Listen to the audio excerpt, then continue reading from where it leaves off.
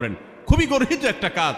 আমার মা বোনরা সতর্ক থাকবেন এ ব্যাপারে যে নামাজ সময় মতো আদায় করতে হবে। শয়তান আপনাদেরকে একটা ভুল কথা বলে ধোকা দেয়, সেটা হলো যে আমি রান্না বাড়া করছি যে পোশাকে, এই পোশাকে কিভাবে নামাজ পড়বো, তাহলে আমি গোসল টোসল করে একটা নামাজ পড়বো। আর গোসল তো আর সহজে করা হয় না। রান্না বাড়ার পরে সবাই বাড়ায় খাওয়াই দেওয়া, এরপরে ঘর দুয়ার পরিষ্কার করা, এরপরে সব কাজ শেষে গোসল করা, তারপরে গোসল করে এসে নামাজ পড়া, এসব করতে করতে শয়তান আপনার নামাজটা অনেক পিছায়া দেয়। মনে রাখবেন, আপনি যে পোশাকে কাজ করতেছেন ওই পোশাকে যদি দুর্গন্ধ না থাকে, খারাপ না থাকে, ভালো পোশাক হয়, তো ওই পোশাকে আপনি নামাজ পড়তে পারবেন।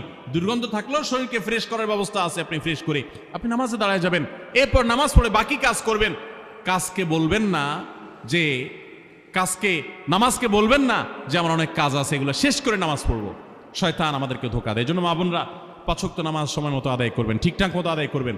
অনেক মা বোনরা আপনারা নামাজ পড়েন, নামাজ হয় না। বাংলাদেশে বেশিরভাগ মহিলাদের, নারীদের মধ্যে একটা